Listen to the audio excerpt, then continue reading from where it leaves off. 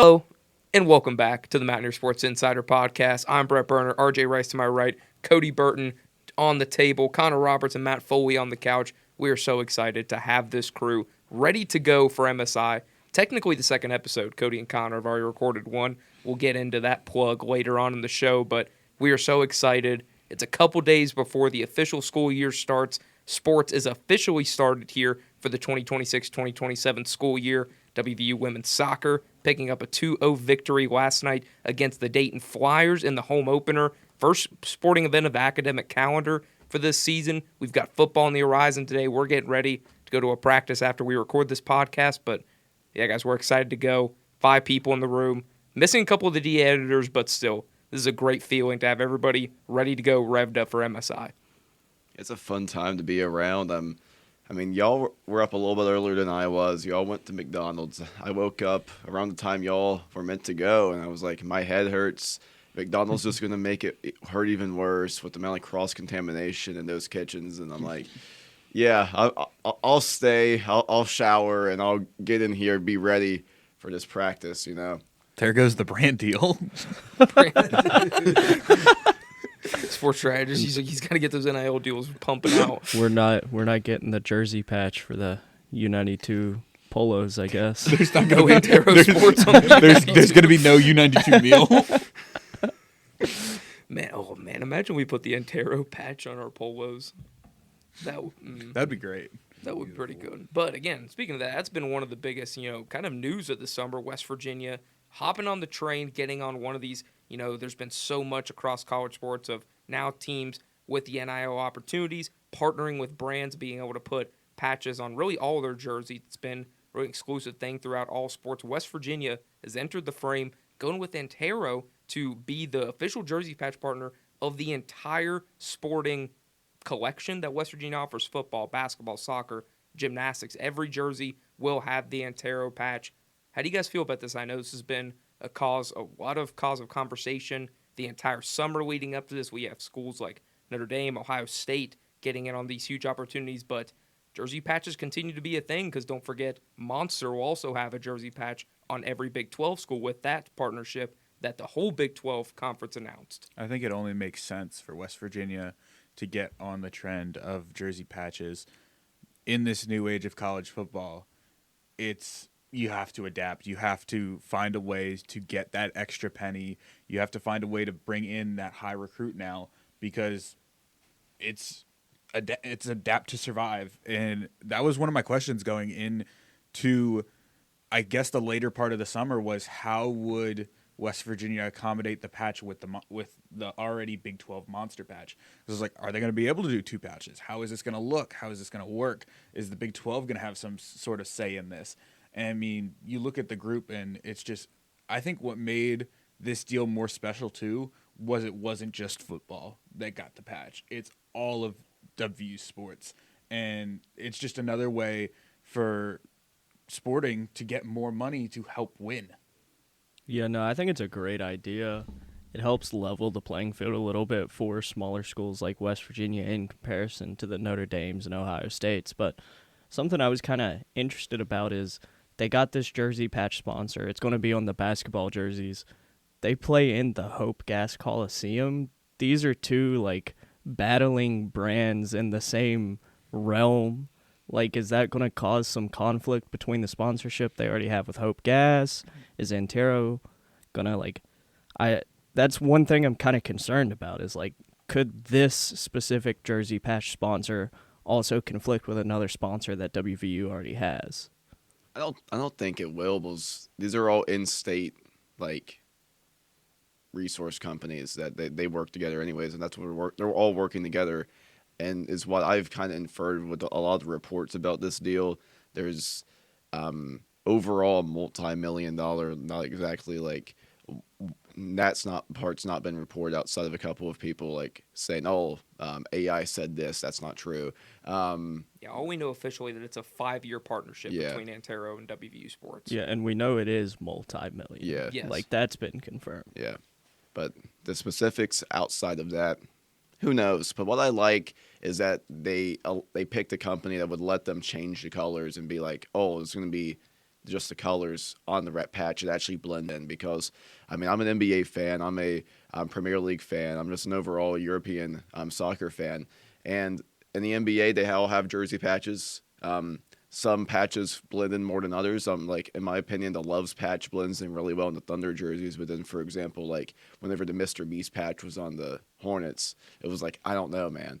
But It's kind of cool.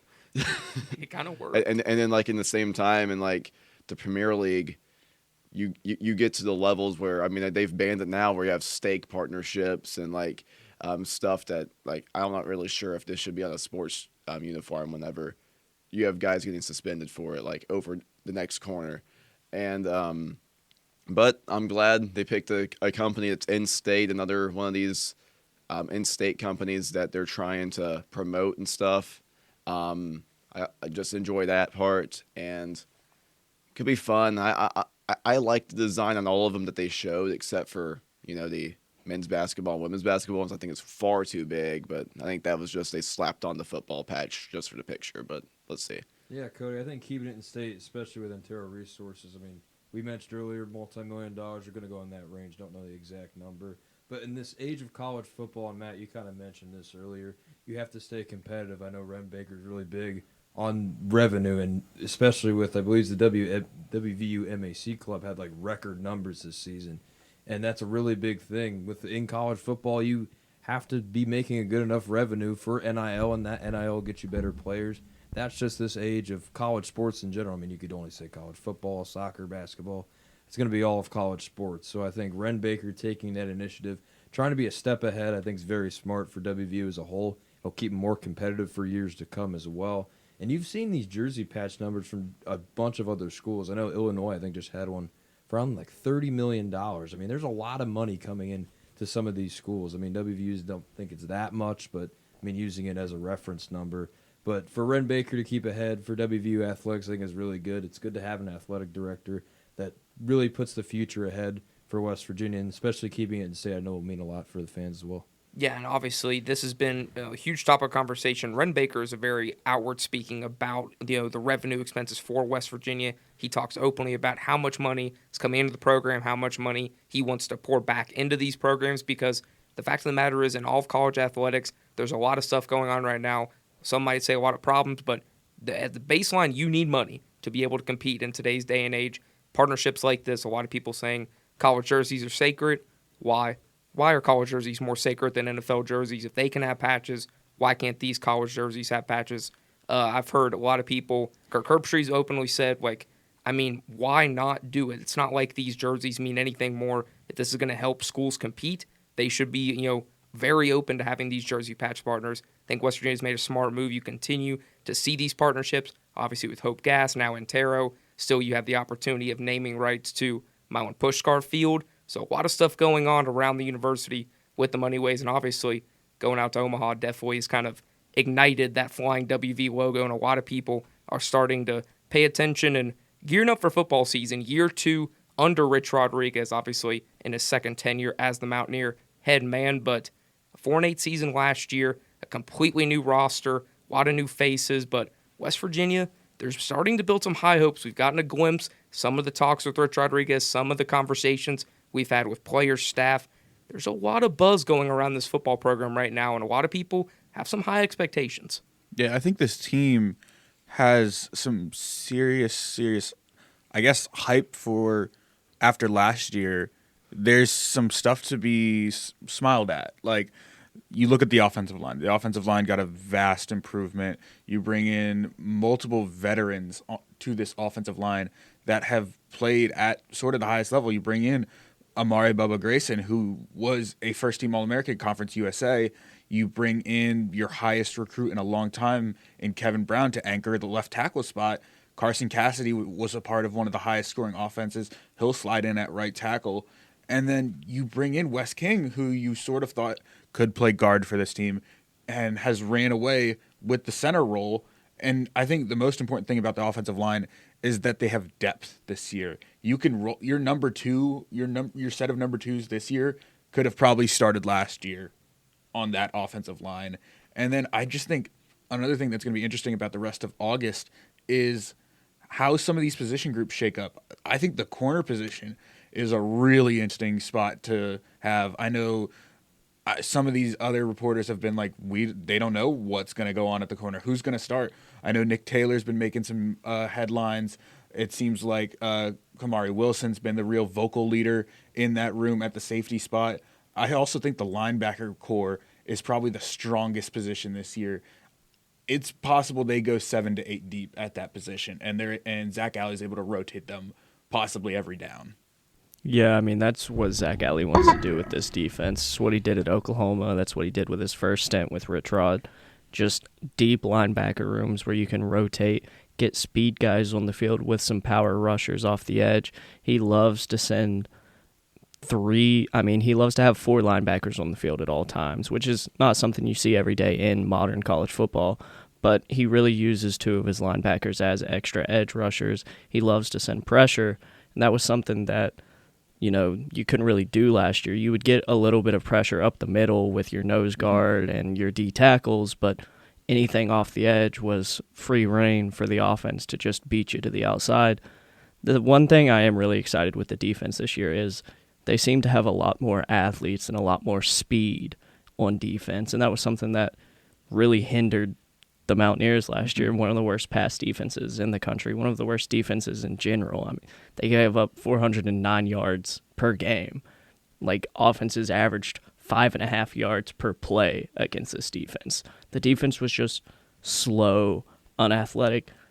They brought in a lot of really good athletes this year. Matt Sieg, he could play 2 ways. Rich Rod's only playing him on defense right now, but athletes like that are going to help improve this Mountaineer team to potentially reach that bowl game standard that we've sort of become used to in the state of West Virginia. Yeah, and I think what is very interesting with this team, I've enjoyed hearing what they've had to say at these whenever Rich Rod speaks at these press conferences, and I feel that there's a overall higher sense of belief about the team, just even inside the organization itself. You see a lot, anytime Rich Rod speaks about the team, he's well, they're not where I want them to be. They always they're missing on a couple of things or a little bit behind, but he always sneaks in some little thing about I feel like we're further ahead though than we were last year.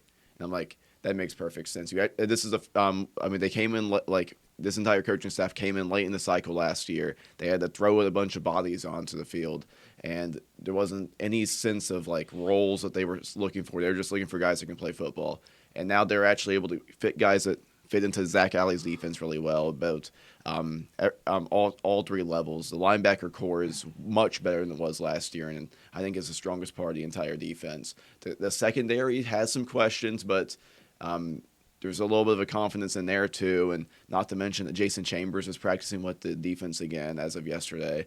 After that 5-for-5 ruling, they reported they're assessing their return program and everything else. Same thing with Jacob Barrick in the tight end room. I mean, Barrick was already there with the team anyways. He was a grad assistant and set to be on the coaching staff this season, but he's now practicing with the team as that 5th-year ruling is continuing to play in a lot of teams' doorsteps really right now. I mean, Brendan Lorient with men's basketball as well. But this football team overall, I like what the offense is much better than it was last year. No matter if it's Scotty or Hawkins out there, I think either one of them can make plays and put the team in position to win big games. The running back room is very strong this year. It was just a bunch of last year as well. Outside of Jaheim White, there was a bunch of guys thrown in there, and Jaheim White unfortunately gets injured. So now you have Cam Cook, who's being a great vocal leader over there. You have a wide receiver room that has plenty of question marks, but everything about it that so far. I mean, DJ Epps is getting all kinds of hype during the offseason. Jaden Bray's playing everywhere across the wide receiver room. He's being put in the slot some. He's being put on the outside. There's big hope for him to have a healthy season and be the leader of that group. And there's plenty of young guys, and as long as Prince Stratham also gets back really well, He's been dealing with a couple of injuries, but I think overall this roster looks much stronger and much more put together than it was last year. Yeah, Cody, you mentioned it with the growth from last year to this year.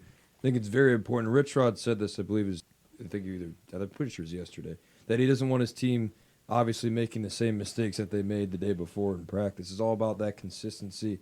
And I think really where you want to see some consistency for WVU is the offensive line. I mean, it was just really atrocious last season. Everybody kind of knew it. And when you keep with that offense, you keep not having as much production and just always forcing your defense on the field for really long drives, really tires them out. And then, as C-Rob mentioned, you allow over 400 yards a game. It's a big problem. And I think for Rich Rod, it's very key to assess. You have to give your quarterback time to breathe, decision-making, processing, and having a better offensive line will do that this season for West Virginia. But I'm very curious to see, as you guys have kind of mentioned, adding some better players, obviously through either means of recruiting, transfer portal, Cam Cook, obviously, being the main one at the running back position to try and replace Jaheim White. Very curious to see, at least for me, how this offense will look compared to last year. You'd hope you see those strides and improvement. And Rich Rod seems to like this team a lot better because he's had more time, an actual full fall camp to really get these guys integrated into the system. This is a team that's brought in 47 new faces to the program from last season. Obviously, you had a lot of transfers out too, a couple seniors going in, but that's kind of been topic for debate. But it's hard to believe we're basically now 3 weeks out from opening kick, West Virginia at home versus Coastal Carolina, and there's still a lot of question marks about this roster. Cody talked about a little bit of the receiving room. Some have been dealing with injuries. Prince, but DJ Epps has been coming on really strong. Jaden Bray, obviously an extensive injury history, went down in week 2 last season with the ankle injury that kept him out for the rest of the season. But everything about this team, you've talked about it. The defense has improved, but there is that still one big glaring question. Who is going to be the starting quarterback for this team? It seems like a 2-horse race, could potentially be 3 if Max Brown wants to throw his cap into the ring, but Scotty Fox and the new addition from Oklahoma State, Mikey Hawkins, those guys, not Oklahoma State, but Oklahoma, there it is. Yeah. But those two guys have really been kind of the forefront of this QB battle, and everything else is going to fall into place, but you need your starting quarterback. Rich Rod has been open about even talking about he's willing to play both of them. He's open to that system, willing to say, look, if one guy is going to be in there, we're going to play him. If one guy's hot that day, we're going to play him. He's open to using both quarterbacks. He talked about that a lot last year. He was forced to last year, playing 4 or 5 quarterbacks all of last season because the amount of injuries that piled up at that position. But 3 weeks out, is West Virginia any closer to figuring out who was going to be the starting quarterback for this team? No, they're not. We won't have a definitive starter until probably the week before, or at least it won't be announced to the general media and public until a week before kick. It's going to come down to Scotty and Malik, but Malik, right? Michael. Brother, Mikey. Malik. Brothers Malik. He goes by Mikey. Mikey. Hawkins and Scotty Fox. I just from what I've seen the past through media and of course in the spring game, I think Scotty looks much better in the offense, but that was early on. I think also another thing that a lot of people, maybe not for the starter role this year, but Jaron Hewley has looked phenomenal in camp and in the spring game. It's going to be hard to not start Mikey just off this pure incentive of you brought him in with that NIL stuff. But I think Scotty looks the best in the offense right now. And I think it's whatever you're able to run the ball with, but also get effective passing going sideline to sideline. Because you're not really looking at taking – I don't know if there's many receivers on the team that are going to beat you over the top on this team. Really besides, just Epps. I was going to say Epps in space or Hutchins when you bring him in for a go route. But I think if you're able to find – if one of them can be really efficient sideline to sideline and is able to run the option, I think that's got to be your starter. Yeah, I mean, we're not going to know who the starter is even when the first game happens because it's more than likely going to be Rich Rod doing the Mikey Hawkins or Scotty Fox or Max Brown or Max Anderson. Like, it'll be anybody. We didn't find out the starter last year until what, like 2 days before? It wasn't even really 2 days. It was once the starter got out on the field. We knew who the starter was. because even during warm-ups, They did the they were ESPN. all taking like reps with the first team and the second team, and it's the Rich Rod It's a Rich Rod football staple, way. It's how Rich Rod does it. To be fair to Rich Rod, most of the time he does start the wrong quarterback, and whoever's the second string ends up being like a great quarterback for the Mountaineers. That tends to be the history of Rich Rod's quarterbacks is first guy gets hurt, second guy comes in, ends up being the best quarterback throughout the season. We kind of saw it last year with Scotty when the first three guys got hurt, and then Scotty came in and was the best quarterback throughout the season. But there's been some rumblings recently that Hawkins is dealing with like a lower leg injury, and he's been a little limited in practice. So it could be leaning towards Scotty right now for that like first game, Scotty Fox QB1. But with the way Rich Rod's offense is run, your quarterback's always going to be in harm's way in a sense. So starting quarterback, it's a debate, but it's not really going to matter because they're both going to play. Yeah, I feel from what majority of things that's been said about this quarterback room is like, well, Fox's second year in the system. He's been in the system for a year, but always like Hawkins is learning it pretty fast too. They're always like Hawkins is learning faster. He's playing well with the opportunities he's been getting. And I think overall, whenever it comes to running the system at its finest, at his best, Michael Hawkins Jr. is the best quarterback the West Virginia Mountaineers can go with. His speed is obviously his best factor. He can run well with the ball. He can run the option well. And I don't think his throwing is too far behind Fox to where it's like a glaring flaw. His arm strength's amazing. The only thing that was always an issue for him in Oklahoma was being able to actually connect passes at a high rate. But, I mean, he was a true redshirt freshman playing in games of the SEC. I'd assume not much quarterbacks will be very accurate unless you're a NFL like ready freshman quarterback that's going to be able to play at that level against those schools. But all he has to do is just convert passes consistently. He has the arm strength, he has the poise, he has the footwork, he has everything else going for him that will be a great quarterback in this system. And I'm not sure. I feel like both quarterbacks will play, and maybe even three quarterbacks will play against both Coastal Carolina and UT Martin. But whenever it comes to, especially against UT Martin, I would hope we get three quarterbacks against UT Martin. Potentially even four if we get Hughley in there because Rich is whoever trots out for the Virginia game in Yes. Charlotte That's is going to be the QB1. starting quarterback. Yes, because it's like you're just gonna rotate all these guys. Like you would assume that you're gonna be in a solid position to bring in at least another one against Coastal Carolina, and it's not another Ohio incident like last year. But UT Martin, I mean, FCS schools always have rotation, even if it's a close game or not. So I think once you get to Virginia, whichever one of the two looks better will be that one. But I just feel like overall Hawkins might have the best position to get the spot in terms of pure talent factor. I think Fox has the best position to, well, he was here last year. Yeah, Cody, I agree with you there. I think, obviously, with Mikey Hawkins Jr., I mean, we kind of talk about the defensive differences from the SEC and the Big 12. Some would say arguably really big difference there. But for Scotty Fox, so he does have a year in this system. He does fully know. But if Hawkins is learning at a faster level and he's making those throws better than Scotty, then it could potentially be Mikey Hawkins starting in that first game against Coastal Carolina. I think, like we mentioned before, Rich Rod did not announce that starter last year. He just trotted four guys out and always put the or in the depth chart. He just brought out whoever he thought was the starter at the time, and people just had to get used to it. So, I mean, we could have another situation like that again. I mean, obviously with UT Martin coming up as well, you can see a rotation of quarterbacks. But it really all just depends on who's learning this system better, who can make those accurate throws in camp, and who's impressing the coaching staff more. I think it really comes down to those two guys. I'll be really curious to see how that'll be. But if it's Hawkins, I mean, you can honestly make the case for both. And I think it's a good thing for West Virginia. You have, in your mind, two proven guys that can win you ball games, and that matters, especially seeing how things have happened last year. The Ohio incident, as we mentioned earlier, you don't want to have something like that happen again if you're West Virginia.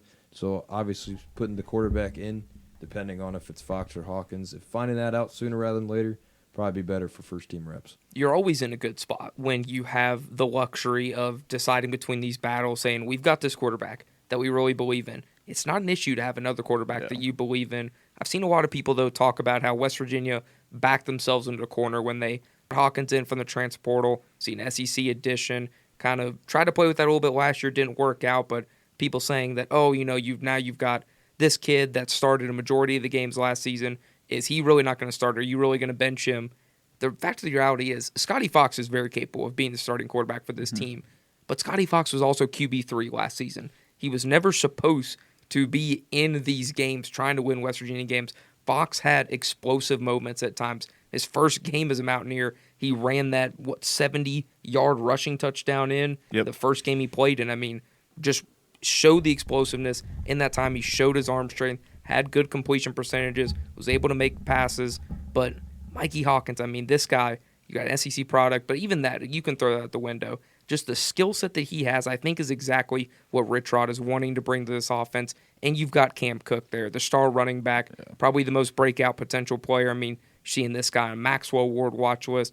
This guy is the best player on this football team right now. A true superstar at the running back position.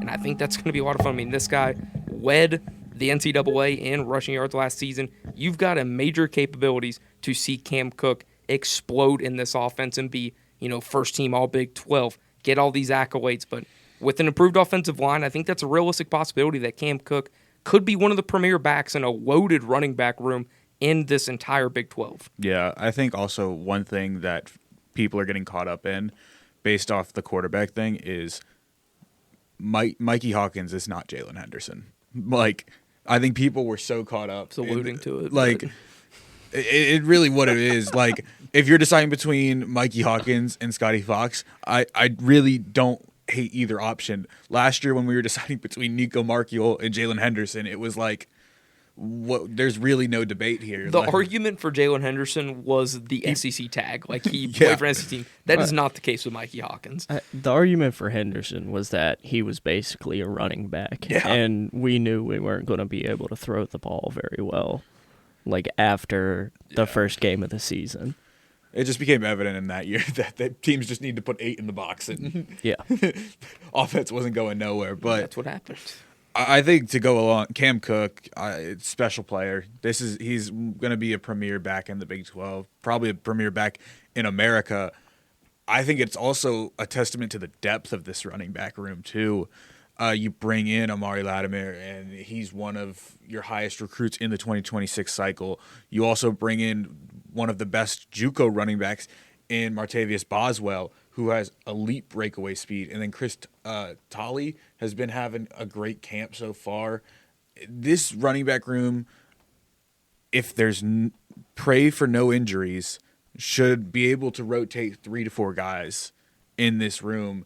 And you're really going to get good product from all of them. You need that in this offense. Yes. With the way Rich Rod is going to want to run this offense, you need that depth. Even then, Andre Devine's also had a great camp. Yes, Devine has had a great camp. Also for the future, I mean, you've got a guy named Jesus in cleats who's redshirting this year. Like, Sir Paul Cheeks for the future. They don't know where he is right now, but, like, he did sign. Somewhere. Like, he signed. Somewhere. They don't know where he is right now, but he signed. Like, he's on the recruiting roster.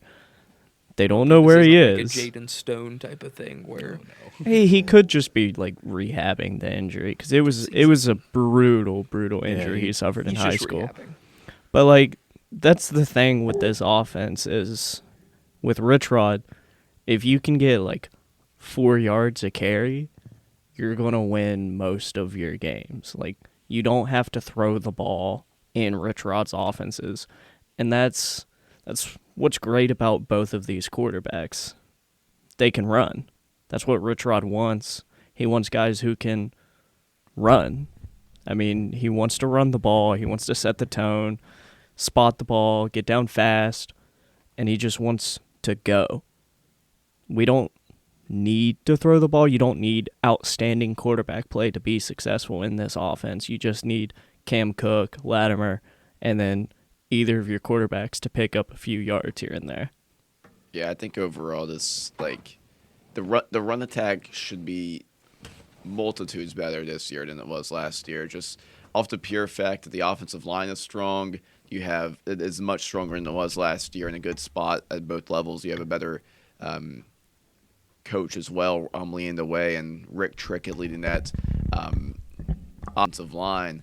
And then in the running back room itself, whenever you got Cam Cook in there, when you've got a 4-star in Latimer coming in, everything about it is just, you're just much more confident last year. I mean, like last season, you had a couple of solid backs in there. Don't get me wrong.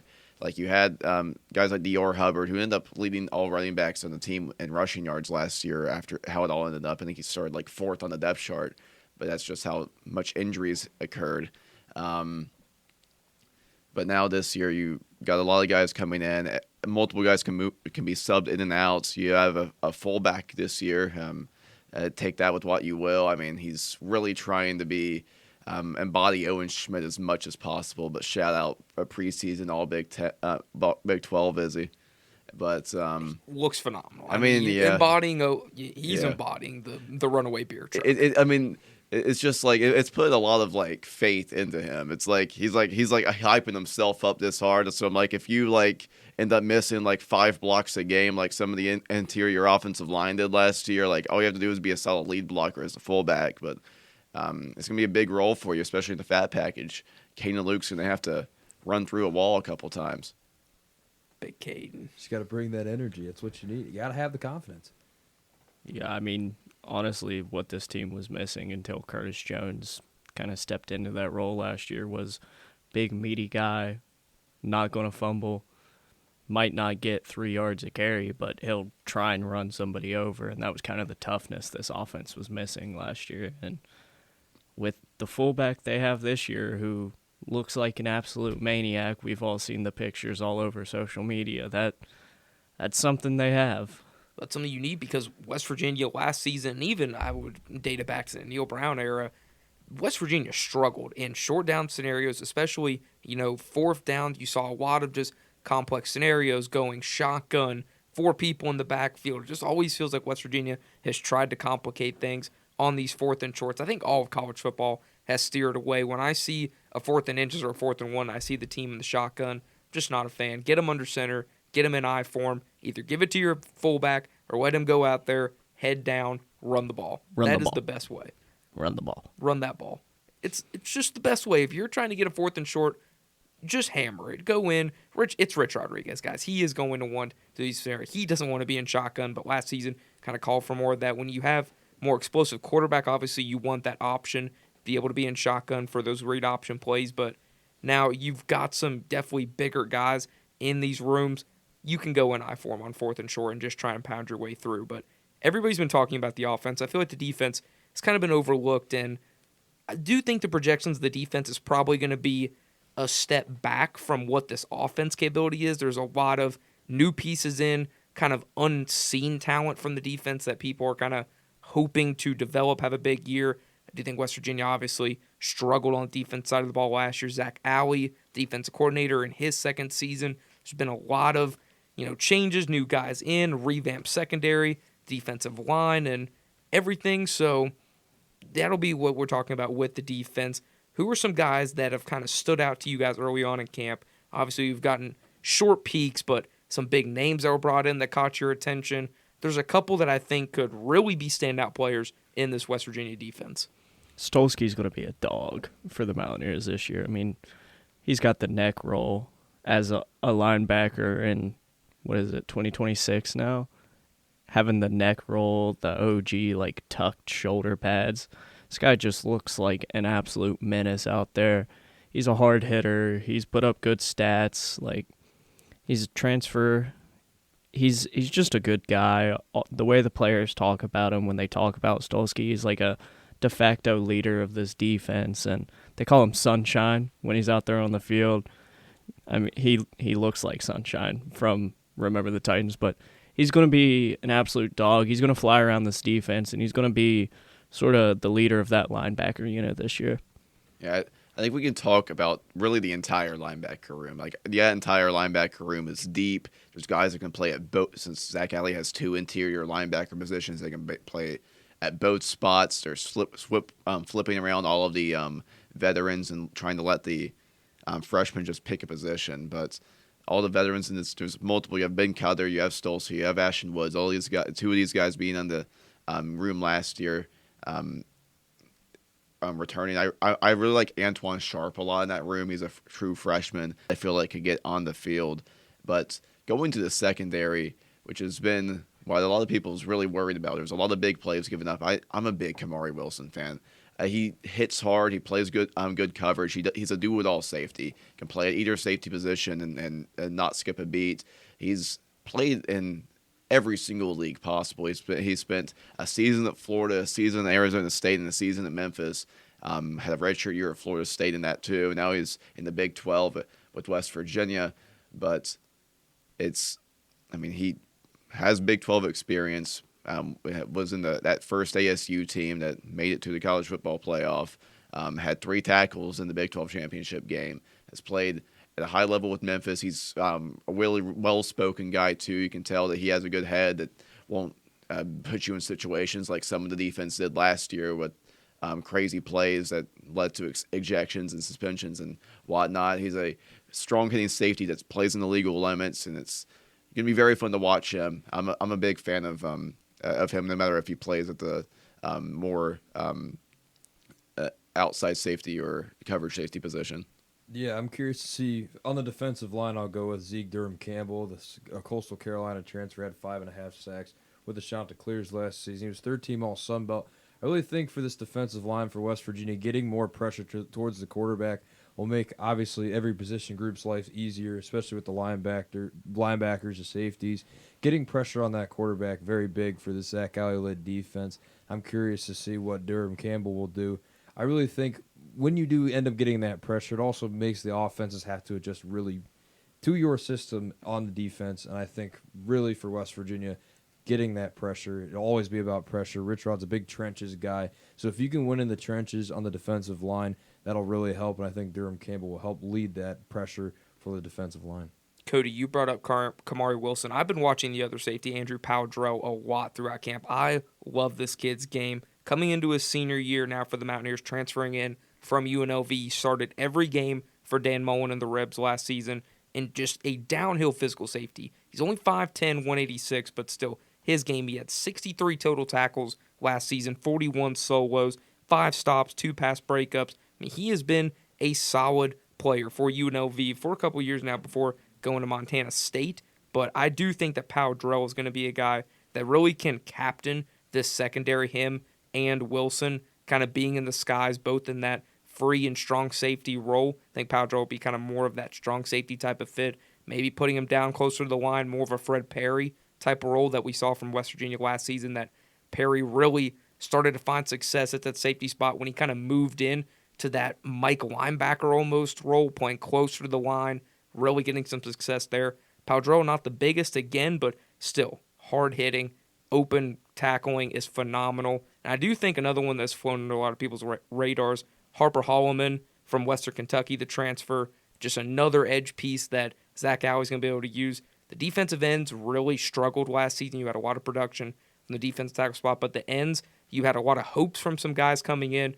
I do think Harper Holloman can really slide in and allow the Ben Cutters and the linebackers to play more of that traditional role. Holloman can go to the linebacker position, but I think he's going to be really strong off the edge. And then, I think that's just going to wrap football. We got to transition a little bit into now the first win of the WVU academic calendar, the undefeated WVU women's soccer team picking up that 2-0 win against Dayton last night. Coach Nikki Izzo-Brown, obviously the head coach for every season of women's soccer, celebrating her 30th year as the head woman in charge for this team.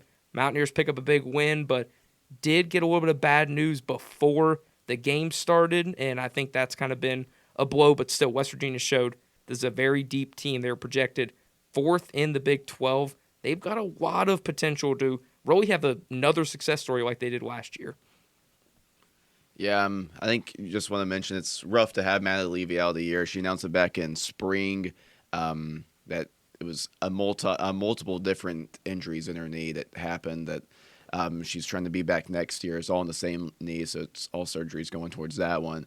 But Tough for someone who is poised to be one of the top goal scorers on this team, one of the top goal contribution leaders of this team in general, for her. But I think I can say this for everyone. It's going to be a huge year for Sophia Nickel. I was such a big fan of her in her limited work last year. She did great as a right wing back when she was in it sometimes. She was in as a forward sometimes, and as a midfielder at times. She can play at all three levels, and having that in a tactic that Izzo Brown runs, that's like kind of mayhem, controlled mayhem is like what I call it. They have a high press. They run everywhere. It's very fun to watch. They have a lot of movements at once. I think a player like Sophia Nickel's perfect. I think she's going to be more of a forward this year, her more natural position, especially filling in on that right with Taylor White graduating and getting to that goal. Beautiful strike.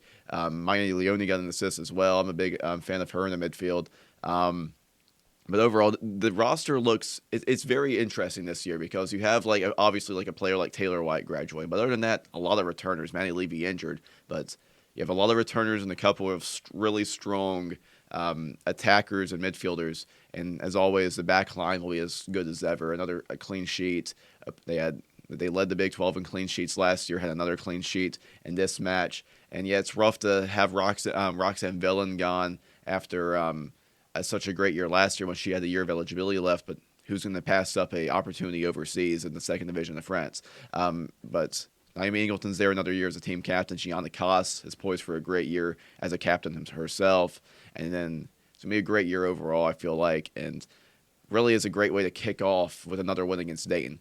Yeah, Naima Ingleton for this defense, Cody. She really showed that she's one of those main leaders and reason why she's team captain. She had a couple good deflections last night. Gianna Koss had a couple good moments as well. But really, I mean, you mentioned it. As soon as Sophia Nickel got subbed in for a little bit, WVU's offense started to create again. And I think really for such a slow first half as that was, only really combined 3 shots from both teams, Dayton's press was really working against West Virginia. But the second half adjustments by head coach Nikki Izzo Brown were just really phenomenal last night. You saw Sophia Nickel getting that goal in the first minute of the second half, and ever since, they just hit the ground running. There's more offensive opportunities. I know Jordan Wilson had a few attempts as well, a couple of through balls that were maybe a little bit too much power on them, but other than that, I mean, that'll happen. But it was good for an adjustment and more of facing this adversity now and being in a tight situation in the games for a team against Dayton who won the A-10 championship last season.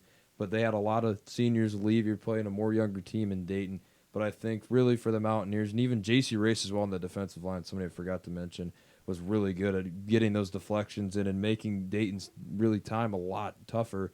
But I think for West Virginia, it's good to be 1-0 for them and now actually start the season with a win. It's just really more of the offensive consistency you'd like to see earlier on in the matches.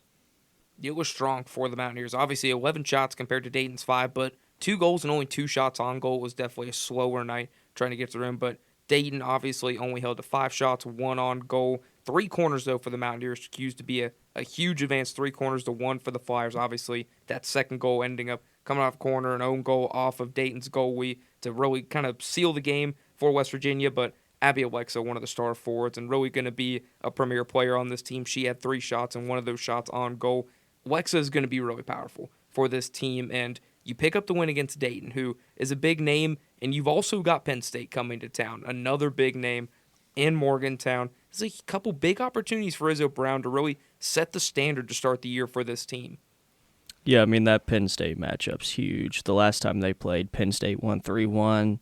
All time, WVU doesn't have a great record against Penn State. 7 wins, 15 losses, 3 ties in women's soccer, but this has kind of always been the matchup that WVU kind of bases the rest of their season on. If they play well in this match, then it's a really good outlook for the rest of the season. But also, if they play bad or look uncompetitive, it's kind of a wake-up call. Nikki Izzo Brown isn't scared to really lay into her team, motivate them in any way possible. Last season, it wasn't that they played poorly. It was just Penn State was the better team. They were competitive throughout that match. And I think that's kind of what Izzo Brown wants to see from her team is even if you get down early in the season, stay competitive, battle back.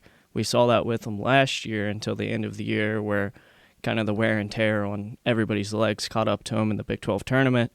I think that's going to be a little bit different this year. You don't have as many high-caliber matchups this season, and you have a little bit deeper of a roster this year. Even though you lost one of your star players, your backup coming in for her is not just as good, but maybe half a step below. That's better than what you've had in past seasons. Yeah, and I think also mentioning Penn State, this is a program they've played every single season since 2009. Every single year since 2009, these two teams have played each other at least once. They played multiple times in some of these seasons. Ended up facing off in the NCAA tournament a couple of times. But overall, this is going to be very fun to watch. These matches against Penn State, especially whenever they're at home, it's always a lot better at home versus watching away, because sometimes the away ones Penn State starts playing is more of like, I wouldn't say safer because they're at home, and whenever Penn State's at home, it's hard to beat them at this level just because they have a very interesting field, to say the least, that gets a real ruckus crowd in there. And whenever it's on the opposite side, Dick Gillespie, because we all know what gives both the men's and women's soccer teams some high advantages at Dick Gillespie with a wide pitch and everything about it that makes it so easy to stay wide like both of these sides do. And Penn State's coming in. It'll be very interesting to watch. This feels like a year will be another draw, though. Yeah, I'll be really curious to see this West Virginia squad come up against Penn State. Obviously, I mean, Nikki Izzo Brown even said herself, the exhibition against Pitt, I mean, she really said last night, she felt like she lost, or she felt like the Mountaineers lost. And more of that mentality of just always wanting to get the leg up, wanting to be better, really doing your best and putting your best foot forward is really something that this Mountaineer squad will need to follow coming into this matchup on Thursday against Penn State. I'm really curious to see how they do, but I mean, the offense cannot sputter like they did against Dayton in the first half, because if that happens against a team like Penn State, it has the potential to go downward really fast. Yeah, you could tell it's definitely start of school season. RJ obviously was on the call yesterday for yesterday's soccer matchup. Cody was calling a walk-off grand slam for the Black Bears. A lot of stuff going on, and MSI is going to have coverage for everything for you. I've already talked about football, women's soccer, WVU men's soccer getting ready to start up their season a couple days. August 20th, they start on the road. But if you want to hear a little bit more about the men's soccer team, Cody and Connor have both already caught up with head men's soccer coach Dan Stratford. They had a sit-down interview. That episode is available on MSI anywhere you get podcasts. So the school year is officially really getting going. Everything's in full swing. Soccer, football gets started in a couple weeks. Classes start Monday for us. Black Bears will be wrapping up at the end of this month. A lot of stuff going on, and MSI is going to have it covered for you the entire way. We are not going to miss a beat. This is going to be weekly uploads this year. Everything is going to be full-blown and ready to go from this podcast. Mountaineer Sports Insider will be your official inside coverage for WVU Sports the entire season long. But if you guys don't have anything else, I think we've got to kind of get going to this football practice, Connor. I got one thing. Volleyball on the rise. Yeah. They got their first ranked Big 12 win last season at home. Now, they didn't win another Big 12 or did they win? They won one more. They won one more? Yeah, it's Colorado. Yeah. Colorado. Sorry. 2. They won 2 Big 12 contests But the last ranked year. one. That's what They really won matters. against BYU, who was ranked at the time. Shout out Nate Skinner for covering that one for the DA. That was actually a really incredible match. BYU challenged 3 points in the final set, and they challenged the last point of the match. Volleyball ended up getting that point. Double celebration. Rifle got shot off twice. It was really cool. Volleyball is on the rise. They've got a great culture. There's no team in WVU athletics that is closer than this volleyball team here at WVU. They're a really tight-knit group. They're really close with the coaches. It's a really great culture that you haven't seen from WVU volleyball in a really long time.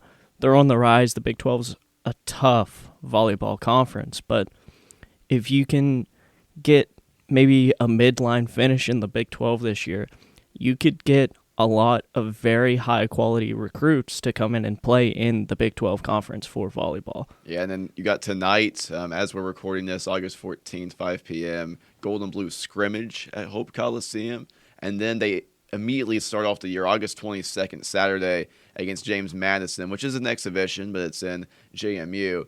First official match of the season is August 22nd, Friday night.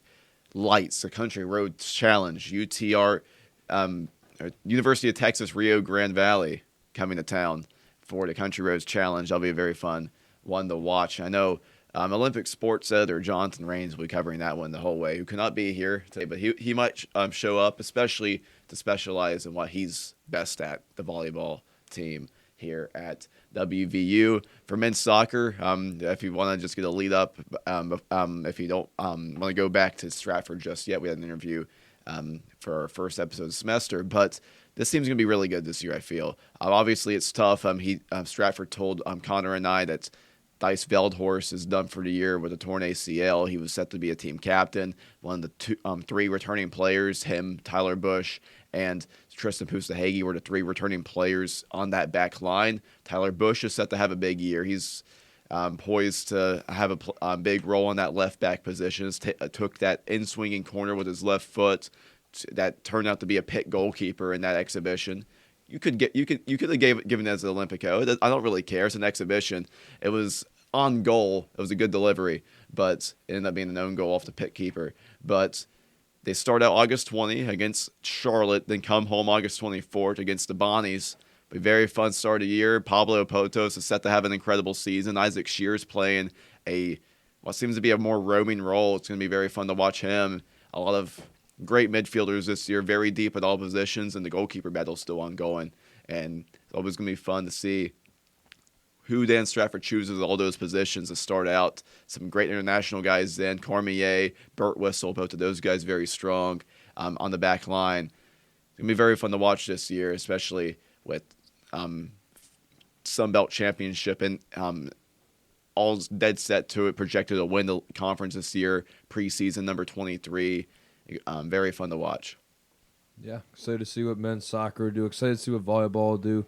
West Virginia sports being back, slowly getting underway. It'll be really exciting to see what all the teams here in West Virginia do. Be able to talk a little bit about fall baseball, the team coming off their first ever College World Series appearance and making the Final Four out in Omaha before falling to North Carolina. What I'm very excited for, fall golf. Sean Kovich and company going to be ready to go. Their first match will be the New York Harbor Cup up in New Jersey. Rutgers, the home team, or the host team, I guess, for that tournament. Excited to get this team back and rolling. It was a really successful fall season for WVU. 3, event wins for this squad collectively last season. See what the Mountaineers are able to do. Luz Kilpil's in the senior, but you've got some really young talent, specifically led by Jack Michael. This team's got a lot of young talent that's looking to make that next step this season, but it's all going to be right here on MSI. Thank you all so much for listening to the second edition of the school year for Mountaineer Sports Insider.